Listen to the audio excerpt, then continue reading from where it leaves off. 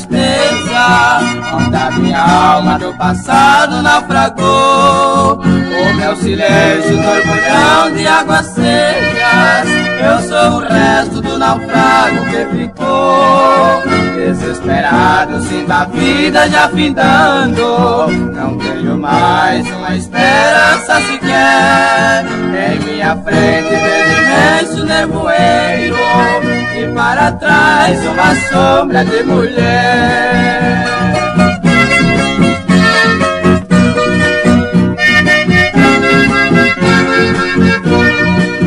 Esta mulher que foi a luz da minha vida não teve culpa do que tudo aconteceu.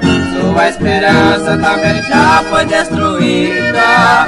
Eu, culpado, foi um falso amigo meu. Ao meu respeito lhe dizia a falsidade, despedaçando seu pobre coração.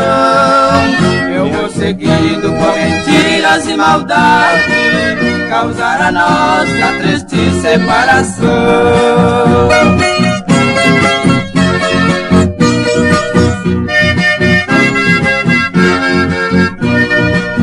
E hoje eu sinto grande dor dentro do peito, mas sei que em breve meu sofrer terminará. Eu já sei que será meu eterno leito, onde meu corpo cansado sepultará. E este mundo de maldade e fingimentos, palavras tristes eu deixo em despedida.